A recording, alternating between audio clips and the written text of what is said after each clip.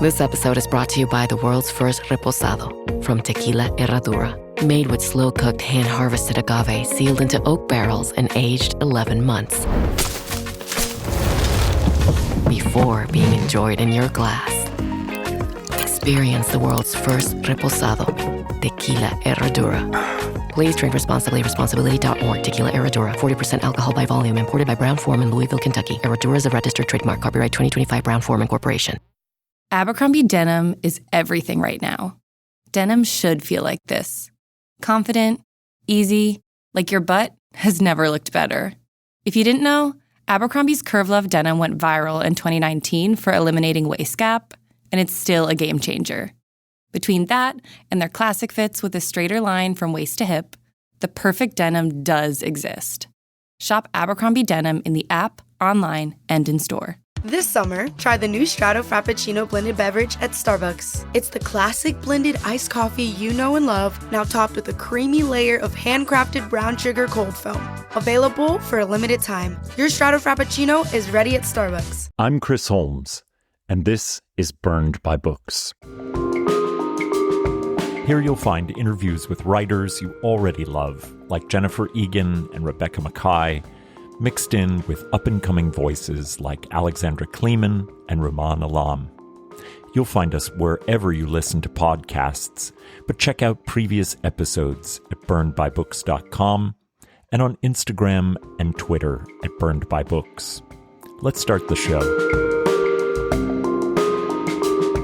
When Jennifer Kabat moves from London to Margaretville, a tiny town in rural upstate New York, to escape her severe allergies to exhaust and pollution, she never dreamed she would be subject to much greater environmental perils.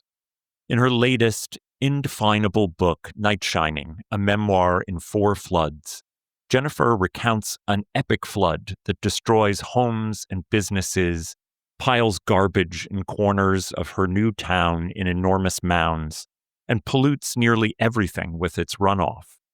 The utter devastation of that flood will ultimately offer Jennifer a form of narrative that will open a deep time conduit to past floods and grievous errors of human ingenuity in the name of progress.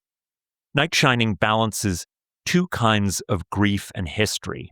One, Jennifer's personal grief at the death of her father, whose environmental and communal consciousness was a powerful counter-ideology to modernity, and the other, grief at the long history of environmental crimes against the planet. To navigate those 2 very different timelines and modes of grieving, Jennifer looks to older floods and to their connection with human egotism. She finds 2 fascinating scientists whose work will seek to change and augment weather itself. Told in lyrical prose that is at once personal and planetary, Jennifer Kabat's Nightshining is a memoir tucked into a crime story, but one without a singular body and with no happy resolution. Jennifer Kabat is the author of The Eighth Moon. Her writing has also appeared in Frieze, Harper's, McSweeney's, and The Believer. She teaches at the School of Visual Arts and the New School. An apprenticed herbalist, she lives in rural upstate New York and serves on her volunteer fire department. Welcome to the show, Jennifer Kabat. Chris, it's so nice to be here with you. I am such a fan and I have loved our conversations, and I'm just really excited to be here and talk about Nightshining with you. Yeah, and so honored. Yeah. Well, I'm honored to have you, and I feel lucky to get a chance to talk to you after we had a really wonderful public conversation in Ithaca about The Eighth Moon, which is a book I really love and which is really kind of the partner book to Nightshining. But that, unfortunately, due to my technical incompetence, was lost. And so the people who were there heard it, but there was no recording of it. So I'm glad that we get a chance to talk again. I just feel lucky that we get to talk again. Like the honor of getting just the way you ask questions, I feel so honored. Yeah. Well, I thank you so much. And I'm gonna just jump right in and ask a little bit about the genesis of this book, which I really do feel like is this wonderful kind of conjoined twin with The Eighth Moon. And they're really both telling what I think of as, using the language of your book, long time or deep time stories that happen to coalesce around Margaretville. But its structure around the four floods gives it a different tenor and a different kind of sense of emergency. So will you tell us a little bit about how the book came into existence? Yeah, I mean, it is a twin with the eighth moon, but it's also designed to exist on its own. So there's no requirement to read both books. Um, Although I highly recommend both. So I mean, no if you read requirement. But if you read both, they kind of come to a conclusion together, but they also are meant to exist really separately. And both of them deal with the kind of crisis of this moment, but in different ways. The first one was more thinking about political violence in our world now. And this one is really thinking about the climate crisis. And, I moved here my first year here, our house flooded. And then a few years later, my village flooded disastrously. And it doesn't feel like those floods are separate incidents or sort of outside the sense of time. And I wanted to think about flooding and the climate because we live in this moment where the news is unrelenting. Like this week, as we're talking, we could just be talking about flooding in West Virginia. Like it's almost like any week, pick your climate crisis that is dominating the news. And I wanted to look at that from what it feels like to live inside of it in a rural community that is subject to flooding, but also to think about it in a different sort of geological time, to maybe create a larger sense of a time frame for thinking of this moment. Because at this moment, we're like living through like kind of biblical catastrophe time all the time. Yeah. I wonder if you would, just so we can get a sense, because one of the things I love about your writing is it is uncategorizable. I mean, you call it a memoir in four floods, but I really think you're drawing on so many different genres, and certainly your way of offering narrative is, I think, really unique. And I wanted my listeners to get a chance to hear that. So would you read a little bit from the opening chapter of Nightshining? And you Yeah. can contextualize it however you like. Yeah, I would love to. So the book is framed by going for a hike with a friend of mine. And the book has a kind of larger question, which is about kind of friendship and like how broad our idea of the public can be. And so by kind of framing it in this place with that question with a friend, that allows that question to sort of open up over the book as one of the threads.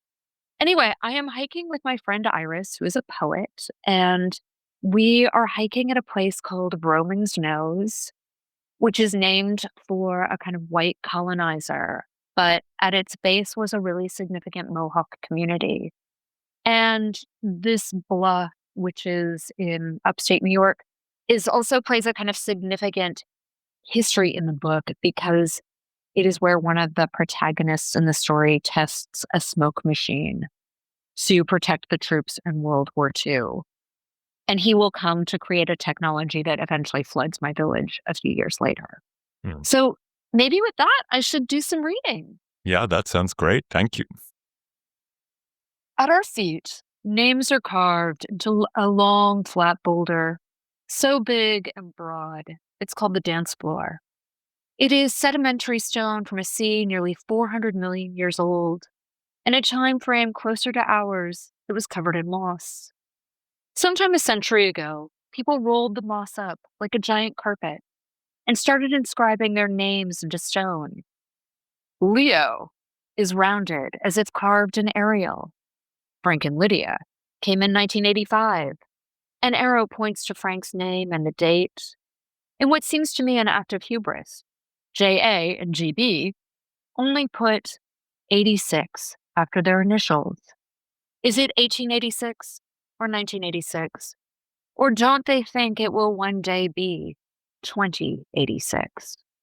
Maybe J.A. and G.B. just gave up. Or perhaps that year 2086 is unreachable, impossible, and we will never make it that far. The biggest carving reads, Tao Vroman. And this hill is called Vroman's Nose, not for the person whose name is incised in grand serifs, but his forebearer, who steals this land from the Mohawks, who've lived here for millennia. I tell my friend Iris that the farm below sits on the grounds of a Mohawk village. Unistagrava. I sound out the word with the long U of the first syllable, Nistagrawa, as I've been taught to say it. At its margin is a river that's called a creek, the Schoharie Creek. The creek runs north and gives its name to this county and region. Unistagrawa means the place where the corn grows by the hill, and the people whose land this is do not name themselves Mohawk.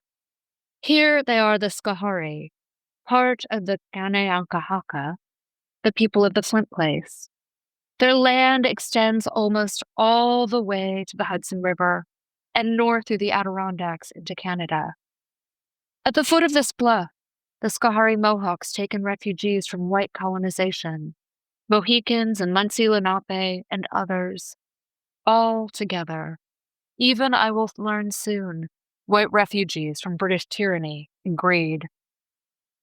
On the way up, boulders are scarred with striations. Glacial chatter, it's called, as if we can hear the ice. And I want the names at our feet to talk. Everyone here speaking, jostling together outside. This communion of us in nature.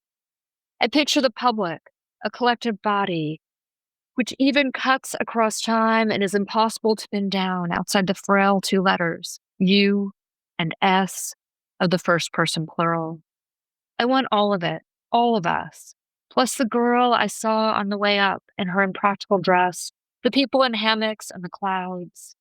They are lazy in the sky. A blue I learned that if not for the vapor, for aerosols, would be black. Those aerosols are in the news too, now as our breath is an aerosol that carries a virus. Iris gestures to a wobbly 1929 in the rock. Was it before or after the crash? She wonders. The jump down is precipitous. The twang of a guitar catches in the air. I imagine us all waltzing together on this dance floor. I rock her baby and have come here for a dead man. He draped the landscape in smoke. He brings floods and clouds and studies forest fires. I have been tracking him now a half dozen years, and he loved this mountain. I have come to love him too, even though a technology he develops destroys my village in a flood in 1950. It is the floods that carry me here. This summer, and every summer is now this summer, will bring the worst fire season in the West, and brush fires in my town. Greenland's ice sheet will melt beyond repair. People die in deluges around the world. And for this moment, we stand here together, you and Iris and her baby and me, and the man I've come searching for, Vince. His name is Vincent Schaefer, and I learn of him after my second flood. Thank you so much. That was really beautifully read. And it gives us an encapsulation of exactly the kind of, I guess, problem you've set out for yourself, but also a means of exploration of this grief and kind of long-term haunting that you have with the way in which humans have augmented and damaged the planet and the world. And that is the problem being that we have, on the one hand, these names kind of carved roughly, vulgarly into the rock with dates that are so arrogant as to think that 86 will always be 1986 forever. And then on the other side of it, this sense of millions of years, perhaps better captured by the indigenous people, but then again, perhaps not. And to think about how you might explore this friction and contradiction through the story of several men, but also through the story of geologic time. So maybe you can talk about that that kind of friction between those problematic and near impossible to intersect ways of thinking about the world. It's, there is this friction between the kind of teleological thinking that we have, where it's like the very idea of chronology, which is almost impossible for me to think outside of, Hmm. has really kind of shaped this idea of progress, this idea that we're getting better, this idea that we can like mark ourselves on the rock and kind of claim a sort of personal authorship, which is really problematic and seems more and more problematic as we're witnessing, the crisis that we're in terms of the climate. And so I wanted to find a way to explore that. Or maybe I kind of even bumped into that as the question as I was thinking about these floods. It might even be that rather than thinking about it from a kind of macro level, it was the micro level that led me into this question. But there's also something else that happens that kind of allowed me to have a kind of geological take on this issue, which is that like living in one place, time no longer seemed to sort of like wash over it, but almost be held here. And that by paying a lot of attention to this one place, I could see how it existed in multiple times and that these could all be Hmm. held at once. And that was maybe a way to look at this crisis instead of seeing it as one of kind of imposing one's will over an entire country or a region or the world or the climate or war, all of which are the kind of dreams of the Enlightenment and modernism. So I was really interested in like, what were the approaches that we could take, which might even be like historiography or something. Yeah. Yeah, that's such a fascinating way to think about staying in one place and perhaps seeing a continuity rather than that, demand for progress or the demand for chronological eras, but Yeah. rather to see a consistency in a place, in its nature, which is we're just so not trained to ever see it that way as humans. So it's really you had to like retrain yourself in a way. Well, I think it's that I don't think it's that humans aren't trained to see it that way. I think coming from a kind of like European tradition or the kind of like Western tradition of humanities, it is a really, it's like chronological time is a fiction that we have created as a way to understand the world, but seasonal time is just as apt. And, for many indigenous cultures, they see time held in a place, like a place holds the memory of those things. And I think that's also how we have an understanding of place. Like, I am sure in Ithaca, you have street corners where you remember certain things happening, and that place will always be redolent of that previous moment. Hmm. And so I was just interested in like, well, ways that we could flip that idea because clearly progress doesn't seem to be the moment we're living in, you know, Hmm. uh, is, is kind of humans are leading to a kind of like mass extinction moment. Progress didn't seem like the right language for it. Yeah, And yeah. so I wanted other ways of looking at it, but I also wanted something that could look hopeful.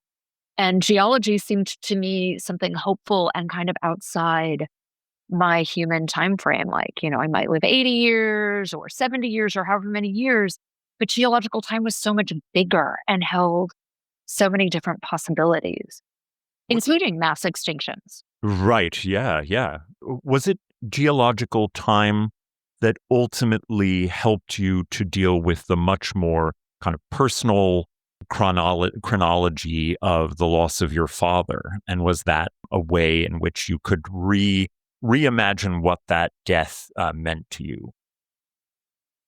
Was weirdly less geology and more like the woods, like hemlocks. And hemlocks also hold time. Like they can live like 500 years.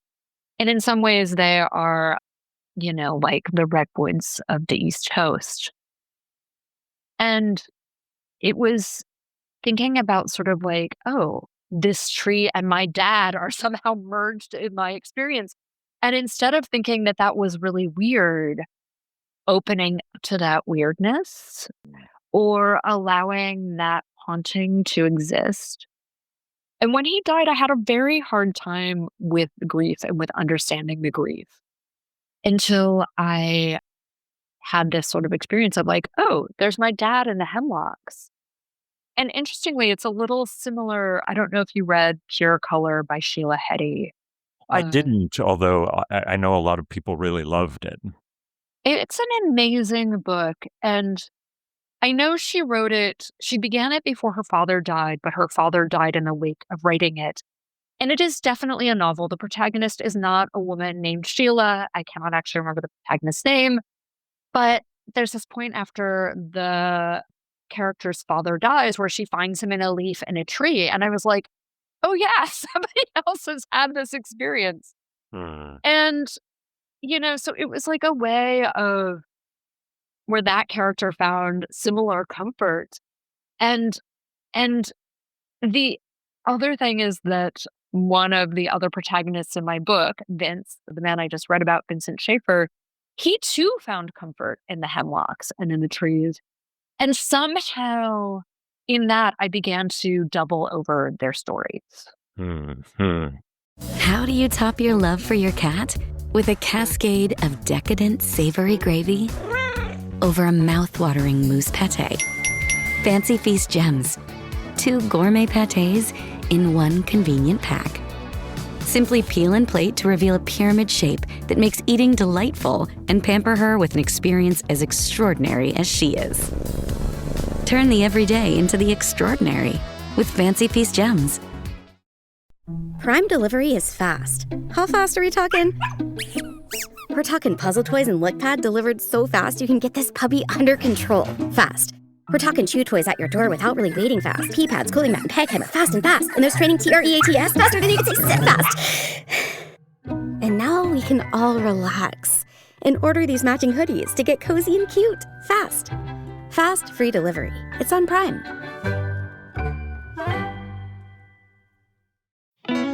Hit pause on whatever you're listening to and hit play on your next adventure. Stay 2 nights and get a $50 Best Western gift card. Life's a trip. Make the most of it at Best Western. Visit bestwestern.com for complete terms and conditions. Yeah, so we should talk about Vincent Schaefer and his curious life and how he ends up kind of crossing paths with Kurt Vonnegut's brother, and that both end up working at GE. But they end up being responsible for something like kind of Frankenstein's monster of weather making. And they devise a way to cause fog and other dense precipitation. And I wonder if you'd talk a little bit about the story of how you found out about them. I was unaware of either of their existences. And then a little bit why they started to become a focal point that allowed you to think about these 2 other kinds of thinking about time and the environment. Yeah. So basically, the floods that I experienced here led me to start thinking about broader flooding in my town. And I happened to learn about a flood in 1950 called the Rainmaker's Flood.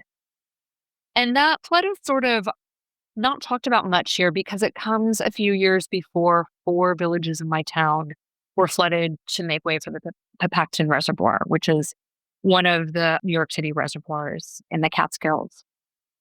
But as I learned about this flood, I was like, rainmaking? What's rainmaking? Seriously. I'd never heard of it, or cloud seeding. Like, I didn't know what it was, but now more people know about it, which are these abilities basically to use silver iodide to cause precipitation. And as I started to research it, this was like the first big experiment with cloud seeding. And it was in 1950. So it happened 4 years after these 2 scientists developed it. And the two scientists are Vincent Schaefer, a man who's from Schenectady and never finished high school. He had to drop out of school to support his family, and he became an apprentice at GE. And he didn't actually like the job very much, so he quit that to train as an arborist. And then he quit being an arborist and went back to GE and eventually became the lab assistant to a Nobel laureate, and then became a scientist in his own right, which is this wild story. And he really only wanted to be an archaeologist. Like, that was his childhood dream. But he was somebody who loved hiking and loved the great outdoors. So he figured out a way to kind of spend a lot of his time outdoors as a scientist observing nature.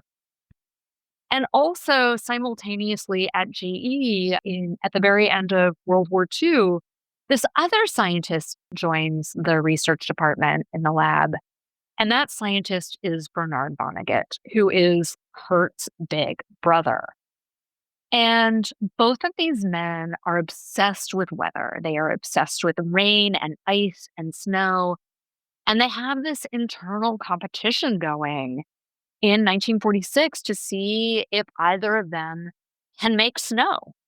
And basically, if you were going to make rain, you first have to make snow, because rain originally is snow in the clouds because they're so cold. And so this is their dream, is to kind of make and control the weather.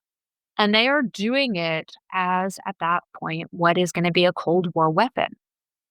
So if you think about weather patterns in the Northern Hemisphere, weather generally moves from west to east. So if you want to mire Soviet troops and stop their movement, you're going to create mud, because mud basically stalls armies. So this is this dream to stall armies in Europe before they can reach Western Europe, is to create rainmaking.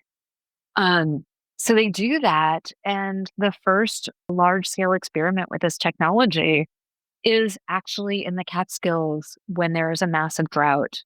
And New York City takes this technology to try it out, to try and fill the streams, to fill the reservoirs, so that the city will have enough water. And the experiment kind of ends with a catastrophic flood in my town, one of many catastrophic floods. Yeah. And I mean, just that story is so unbelievably outlandish and amazing and fantastical. You would think that it would be just a constant historical lesson, story of curiosity for American children from now and forever. And yet it's, as far as I can tell, kind of largely hidden away, unless you happen to live in Margaretville and understand the kind of long history of floods, and one that was very much, I mean, perhaps we could say man has had a hand in a lot of them, but one that was very much man-made. And it's so interesting that, you find this person who's also deeply invested in nature and the natural world, but wants to harness it and wants to have really, going back to your idea of the Enlightenment, to have power over it using, human beings' great ability to think supposedly rationally. And that contradiction really stands in, I think, quite stark contrast to your father, who really spent a life trying to think outside of those terms in many ways. Could you talk about your father as a kind of counterbalance a little bit to Vince? Yeah, but he's also not entirely a counterbalance. Like, Vince ends up being sort of the hero of the story in some ways. So I want to talk about that too. But my dad, he grew up really poor. He lost everything as a kid, was almost sent to an orphanage. And, he went to college. He went to Oberlin on a scholarship. His cousins did a collection of money so he could have enough clothes to take to college. And he was really somebody who spent his life thinking about the problems in capitalism and working on other solutions. So he dedicated his life to cooperatives and to really thinking about what the possibilities for cooperatives could be in rural America, but also around the world as these alternatives to capitalism. And it's a really striking and beautiful story to me because here's this person who had been kind of screwed over by capitalism, because his family lost everything in the Depression and a cross was burned on his lawn. And all of these things happened to him. And yet he found a way to dedicate his life to another way of being in the world. And he also believed that public resources belonged to all of us, that they should not be harnessed for private corporations. So he kind of stood outside of that. And yet at the same time, he believed in nuclear power, and so he did not, he was also very interested in engineered solutions that I find problematic. And so he was also this person who was of that moment. And we lived in a all glass house in this very modernist subdivision. And there was very much this belief that the architecture around us and the things in our home were going to contribute to a better world. So, and my father, who served in World War II, as did my aunt and uncles, really believed that the world was that mankind, this was the kind of language he was on a path to better, to progress, to perfection. So he was also a paid up member of that greatest generation. Yeah, that's that sort of internal contradictions are amazing. But also, I want you to talk a little bit about how what at first seems like the villain of the story ends up, in some ways, a heroic figure. Yeah. So Vince. So I do really, in the book, I kind of create this binary between Vince and Bernard Schaefer, which is not fair to either of them because the men who they are in the book, obviously it grows from a lot of archival research and all of this stuff, but it's also me and my take on their legacies. And I am sure that the Vonnegut relatives probably feel differently about Bernard Vonnegut than I do. But so Vince ends up being my hero. And, what happens is I might need to give a little background for the 1960s. So in the 1960s, a few things happen with this Cold War weapon. First, it becomes the plot point for Kurt Vonnegut's Cat's Cradle.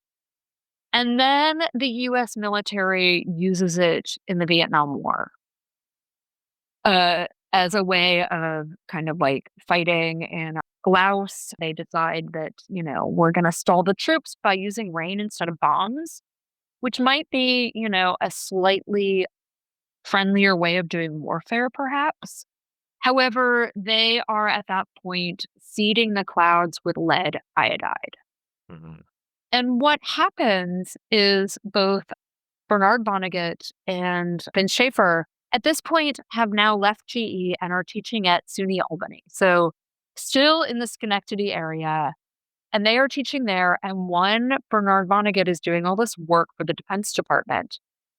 Meanwhile, Vince Schaefer has extrapolated from their technology to realize that leaded fuel is seeding clouds and that it's creating this pervasive mist. He realized that the lead from the fuel is joining up with environmentally available iodine in the air, creating lead iodide. This is creating clouds, mist, and rain. And he's incredibly disturbed by this. So he goes and gives this very heroic speech to Congress, just at the moment the EPA is about to be founded. And based on this speech is the reason we have no supersonic jets and why we eventually started to ban leaded fuel. So he becomes the hero of this story. And he talks about all the sacrifices he is willing to make for the environment. That we need more buses, we need smaller cars, we need all of these things that basically nobody has done. And so he comes to really be this beautiful character in the book. Yeah, it's so surprising, and certainly the contrast with Vonnegut's brother is one that really kind of provides this wonderful kind of woven DNA to the novel. And I wanted to think for a second about the role that GE plays in this, because I think the average reader today might think about GE as a banal, perhaps kind of neutral corporate monolith of another time, sort of like, stumbling its way into obscurity. But its role in American warfare and so many other calamitous events tell a very different story. And it is, in its own way, a kind of shadow character to the two of them, Bernard and Vince. So first, I will say that GE is still involved in war making. I'm not exactly sure what they are still creating, but I'd have to look this up. But I know that they still make weapons, that weapons are still part of what GE does. And GE also has a very long and storied history, like the light bulb. Mm-hmm. All of these amazing technologies grew from GE. And they bring good things to life, or they bring good whatever things to life. Yeah. And they have a long history. They had something called the GE Research Lab, which was kind of like where the shiniest and best minds got to go work and do research. And they called it pure science, where basically you could follow your curiosity. And that was how, say, these two scientists who were really interested in harnessing weather could go try and make clouds in a lab to make it rain, to make it snow, like to control the weather. They had that freedom where it was really possible to do that. And obviously GE is not that same company. It has been sort of parted up and parted out. And the reasons that both Vonnegut and Schaefer leave GE is because they eventually in the 1950s decide that they must be more bottom line oriented and tie their work to certain things. But, Vince Schaefer, while he was there, one of the things he decided he was going to try and do was freeze a snowflake on a plastic film. And that work has actually translated into technologies that we still use today, like this ability to do that very microscopic thing. And it's kind of amazing as science goes, but it is also belief in this idea that science could have no harms or do no wrong, that like basically the future was ours for the taking and kind of opening up for us, that there was no bad side to human curiosity, or nothing that they could create could have an ill. So it was definitely an ethos of a certain moment. Introducing the new Volvo XC90 with 7-seat versatility, Google built-in, and advanced safety features for all your precious cargo. The new Volvo XC90, designed for life. Visit volvocars.com/US to learn more. On top of building this fake volcano for months, I give my daughter Smarty Pants vitamins to support her brain health. So her science fair project sounds more like and less like. And while I may say it's not a competition, of course it's a f***ing competition. Choose Smarty Pants vitamins to support your kids' brain health and save the science fair. Shop on Amazon, smartypantsvitamins.com, or at Target today. This episode is brought to you by State Farm. Checking off the boxes on your to-do list is a great feeling. And when it comes to checking off coverage, a State Farm agent can help you choose an option that's right for you. Whether you prefer talking in person, on the phone, or using the award-winning app, it's nice knowing you have help finding coverage that best fits your needs. Like a good neighbor, State Farm is there. You were initially interested in writing a mystery novel. And you found yourself kind of letting your detective go off the leash, as it were, to explore environmental degradation and climate change rather than looking for clues to the murder at the supposed heart of the plot.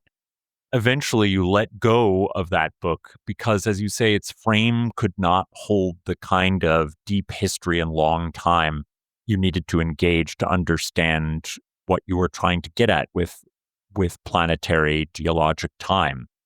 What makes a form like the novel limited for this kind of engagement, and how did you negotiate form in Nightshining to be able to have more dexterity in that? Oh my gosh, that's such a beautiful question. And I love thinking about form. Like, form Me is kind of too. one of my greater, it's kind of one of my greater interests. And I have to say, so for me, my kind of novelistic writing training, I have an MA in creative writing in fiction, really comes from the realist novel. So there are plenty of people doing experiments with the novel now that I think are more capacious and weirder and stranger. And for me, nonfiction and particularly the essay form was a way of holding that strangeness. Like in an essay, you can have a scene and you can write novelistically, but it didn't have to hold to a kind of narrative that I felt was really tricky. That for me, I wanted to write about things that couldn't be expressed through character. Like in the novel, often characters have to experience something. And yet what I was experiencing felt like it needed more of a call out than I could give a character and their feelings and expression in the world. But also, I was living in a place, like, in some ways, I'm a really bad fiction writer. I have to say, I'm a terrible fiction writer. I just can't do it. I And I doubt can't, that's true, but well, I can't do it because my brain just somehow doesn't quite work that way. But part of the problem that I have with fiction is I feel like I need to have some standing to write from. Like, and I really wanted simply to write about here and the landscape here because I was so fascinated by it and all of the things that were in it. So I tried to set a crime novel here. And it just didn't work because I was like connecting it more and more and more. Like there was so much connective tissue, it kept getting bogged down. And there was also no way for that novel to hold the things that I wanted. Mhm. But I set out to write this novel. So my house flooded, and I had a neighbor whose daughter was a hydrologist for New York City's watershed for the DEP. And so my house flooded, and the stream wall behind my house was eroding, and it was a crisis. And I didn't know what to do. So she came over to look at it, and she had this she looked like a detective on one of those, like, Scandinavian crime dramas. Like, she was wearing a sweater that looked like it was Scandinavian, and she has this Yeah. beautiful red hair and pale face, and she was studying the water intently, like, she could see something in it, like, she could see a crime scene. And then she told me what it was, and it was called a head cut, and I was like, "Oh my god." And so somehow I was, like, created this crime novel that I then wrote in this epistolary way with my neighbor's thinly veiled daughter now as a detective in the watershed. And, like, it didn't work at all. Um, but I did. But I love it as a conceit. I'm so into it. So this was her, and like really in this crime novel that I couldn't write, she was really not that interested in solving the crime, or more she was worried about what solving the crime might do to the community she lived in. And really she was like, it was happening where there was a nor'easter and the ground wasn't frozen and there was all this like snow falling on not frozen land. And so she was actually really worried about the water table and whether it would flood. And so this was what was happening in the crime novel. And it was like, clearly at some point I was like, I'm just going to shelve this book because it sucks. And yet the conceit of a crime novel and the inability to write a crime novel because they come with very tidy solutions. Like there's always an answer. They move on to resolution. And yet I feel like we are living in a moment where resolution feels too easy. Mm-hmm. And you say you don't want the pleasure of that. You want something different. It's not even that I just don't want the pleasure of that. I just feel like it's not honest. And that, also all of these other experiences were happening, like losing my father and a grief that felt very open-ended. And a grief that I didn't want to live without either. Like I didn't have a particularly close relationship with my father as a kid because he was off doing this beautiful world-saving work against capitalism. And so I wanted to find a way that I could actually live with him kind of onward. I wanted to reflect that, and that isn't kind of reflected in a narrative that has closure. And I don't think that the climate crisis we're in right now has closure. So all of that stuff, it's like a stew of all of that. Yeah, I love that. And I do feel like wanting grief to not have easy closure is a difficult thing, but it's in a way it's a very beautiful thing because it says that you're not willing to like close out your father in a way, that you want him to have a continual role, and maybe part of that role is grief, and part of it is memory and rememory. I have to say, one of my favorite things about Nightshining is, as a literary critic, I just love the way that you read Kurt Vonnegut's Cat's Cradle, not as fiction, but as autobiography. And particularly as it concerns Bernard and weather manipulation, which appears to show up really quite directly as a plot point in the novel. So how does the novelist brother help you to understand Bernard and also help you to understand other things about this non-fictional world of weather manipulation? Yeah, it's wild. Like I did not love Kurt Vonnegut's writing until I started thinking about that flood. And then I really came to it and was like, oh yeah, here's this person who's actually expressing the truth of our world in a way that seems more true than it is. Like, his writing is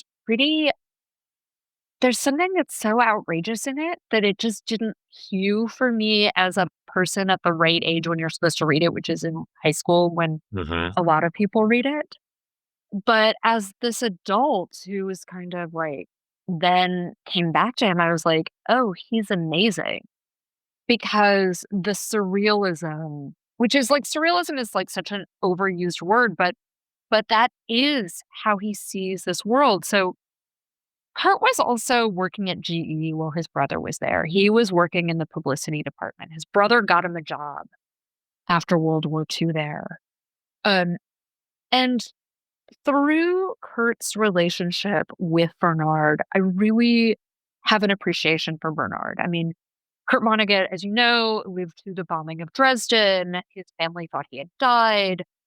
Their mother had committed suicide. Like the Vonnegut brothers' lives was full of tragedy. And I look at Bernard's getting his brother a job there as this way of trying to hold his brother close after all this loss. And then also, of course, their sister dies in a tragic accident as well. So there's all this tragedy in the Vonnegut family. And yet Bernard really works to keep his brother close. And when his brother doesn't even really quite know he's a novelist yet, he has this job there. And then there's the introduction to slapstick, where Kurt is writing about his brother in the introduction, and they're on a plane together. And what is so beautiful is how Kurt sees his brother's work and how much love he has for his brother. And I just think that relationship is really amazing. So even though I am pretty unforgiving of Bernard and his research, he goes on to work on Reagan's Star Wars after countless scientists across the U.S. refused to boycott it, refused to take that money. yet Kurt deeply loves his brother. Like they have this relationship, which is just very heartwarming to me.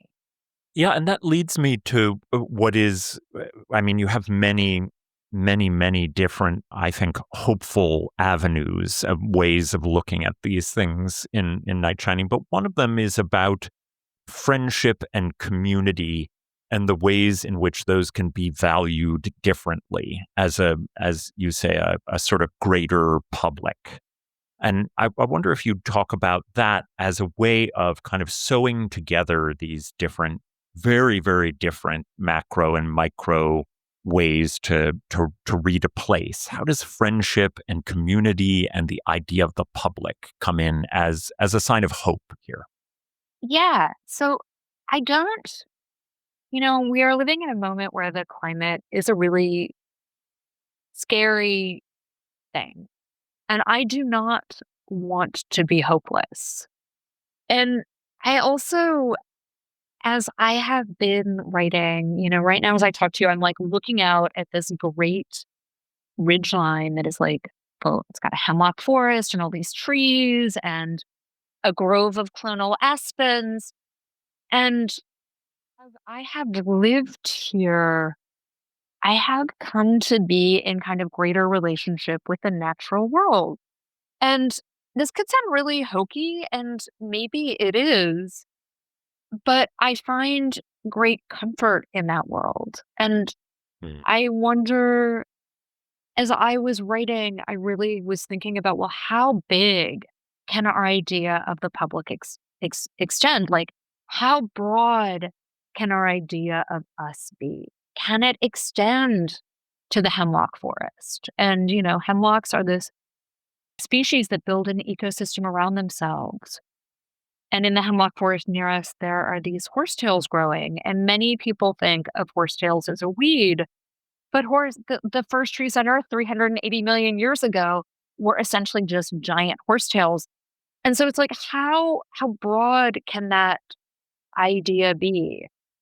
And I was also writing this in the pandemic. So at that moment at the start of the book, when Iris and I climbed to the top of Rowan's nose, hundreds of other people are there too. And it's this really amazing moment where nature isn't some white guy alone hiking outside in the kind of like Emerson or Thoreau version of the world. Our sense of the outdoors as a place for all of us becomes really possible. And I love that moment, and I don't want that to change. So I'm like very interested in like, well, how far can our idea of the civic realm extend? And that includes to how we consider who is making sacrifices in the kind of climate crisis. Like, many of the people who lose their homes in floods, and floods are an inevitable consequence of climate change now, are poorer people, like the people who are living in floodplains, which are people who live in trailer homes. And it's like, who do we ask to sacrifice and how do we consider that? And that's sort of the central question of the book, because I want people to think about where that sacrifice is happening. Yeah. Well, that's very beautiful, and I think pushes me and I would imagine many readers to think about who that onus sits upon, who we ask again and again to sacrifice for the climate, for capitalism, and for so many other features of our contemporary world. In the time it takes us to say, we're using Folgers instant coffee, seamlessly blended with water and ice, a splash of whatever kind of milk is your thing, and gotta get that caramel drizzle. All to make a toasty, roasty, caramel iced coffee. You could be enjoying it. Every damn sip of it. Damn right. It's Folgers Instant. On WhatsApp, no one can see or hear your personal messages. Whether it's a voice call, message, or sending a password, to WhatsApp, it's all just this. So whether you're sharing the streaming password in the family chat or trading those late-night voice messages that could basically become a podcast, your personal messages stay between you, your friends, and your family. No one else. Not even us. WhatsApp. Message privately with everyone. Not all meals are created equal. For instance, breakfast has the spicy egg McMuffin for a limited time, and lunch doesn't. McDonald's breakfast comes first. Ba-da-ba-ba-ba. But before I let you go, Jennifer, I'd love to know a little bit about what you've been reading and loving recently. And if you have a few recommendations for us. I have a little stack here. This is, I have to say, my favorite question that you ask writers, because I like hearing what everybody else has on their reading list or they are reading. So right next How I find so many of the books that I read it is from listening to you all tell me what you love. And it's also, I love also hearing people, like I love hearing writers talk about books. Like I like hearing people's fandom. So my current stack that I brought right next to me is first on the stack is a novel by Helene Bassett called Lily is Crying. And it's translated by Kate Briggs, who wrote the long form, who is a translator. She translates from French into English. And this is a lost novel that essentially disappeared. It was written in 1953. And it is beautiful and dark. And it's written as in this very poetic form. So it looks like poetry.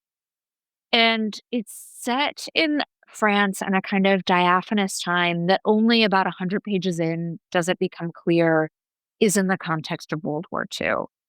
And it is a beautiful story about a very codependent relationship between a mother and daughter. And that relationship is very claustrophobic and inexorable. And yet the writing in it is so gorgeous. I never had the experience as a reader. Like, I think this is the very first time I've had this experience where I open a book and I feel like I have read somebody who is doing something entirely new in language, where the sentence has been broken open and recreated. And of course, there are some books that are canonical books that we all think of that do that, like Ulysses, say. But I'd never had that experience of feeling like an early reader to a book that has done that. My goodness. And so here is this book, and it's this modernist masterpiece and it's like so incredibly readable, and the language is so gorgeous, by a writer who essentially disappeared and yet has 13 novels. And right now, Kate Briggs is working on translating more of them.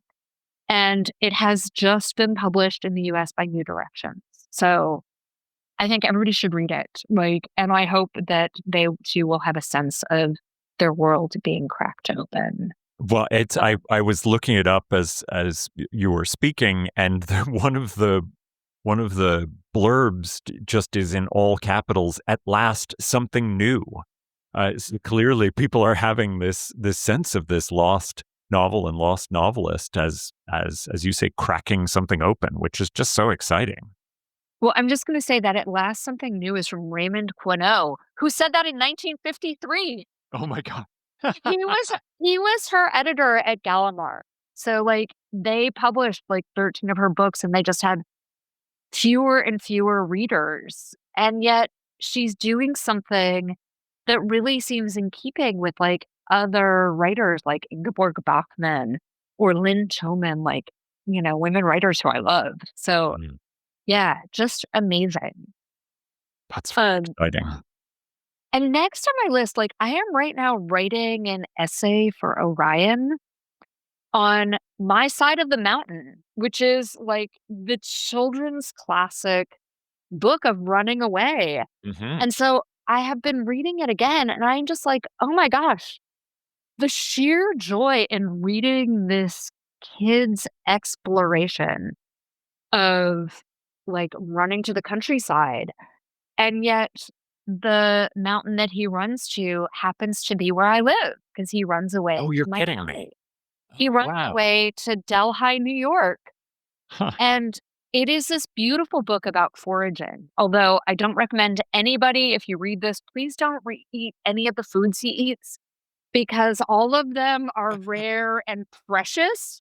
He eats turtles. Jack in the pulpits. And please don't eat them. But the book is amazing. He has this like abounding warmth and curiosity about the world around him. Like it is so exuberant. Who's And the it author ends in this- again? It's by Jean Craighead George, who was a Newbery Award-winning writer.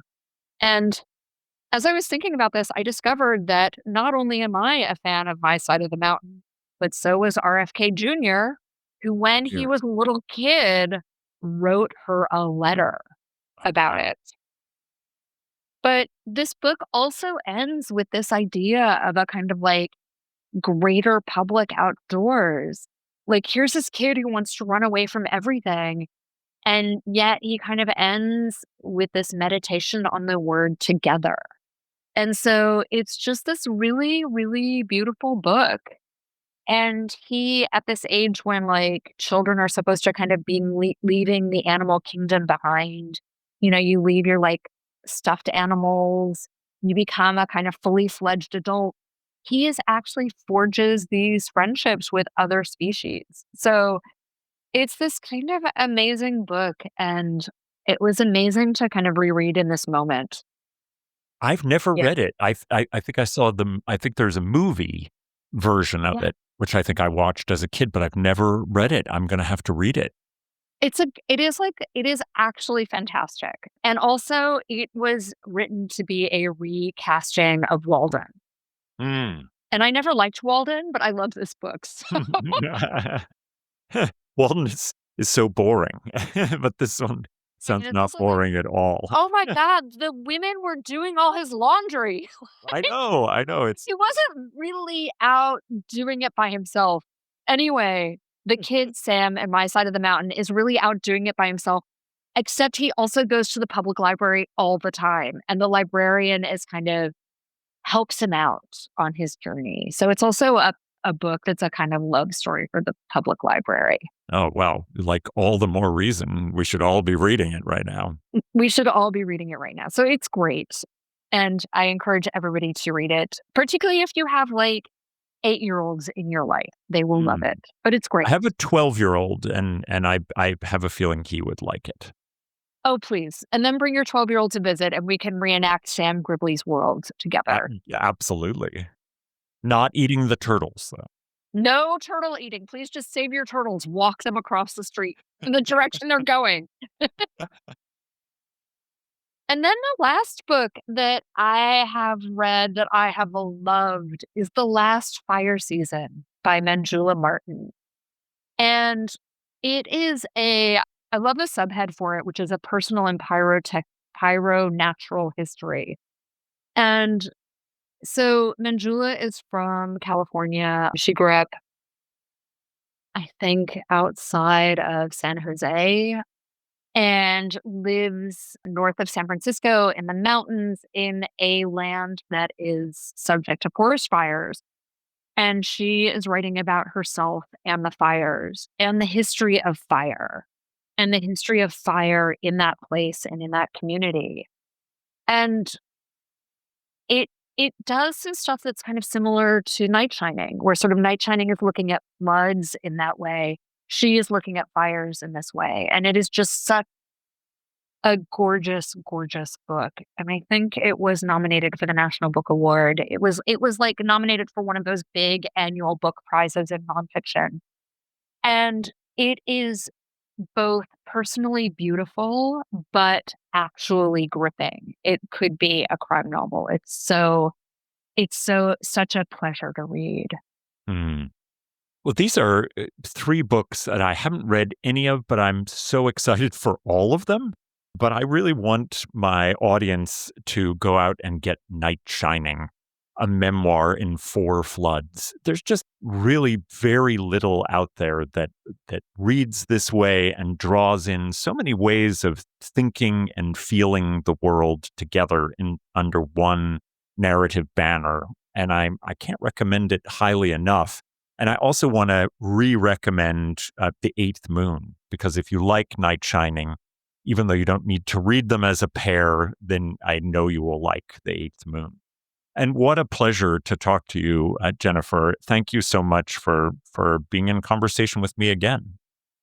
Chris, thank you so much. Your questions are so generous, and it's just such an honor to have you think about my work and the ideas in it. And to see how they get reflected back through your thinking, it really means a lot to me. Well, thank you so much. It means a lot to me, too. Well, that's all from me for now.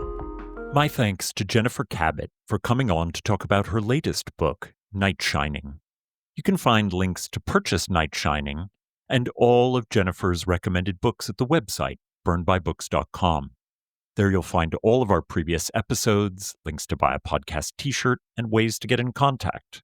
As you listen, take a moment to rate the show on iTunes, Spotify, or wherever you find your podcasts. Until next time, this has been Burned by Books.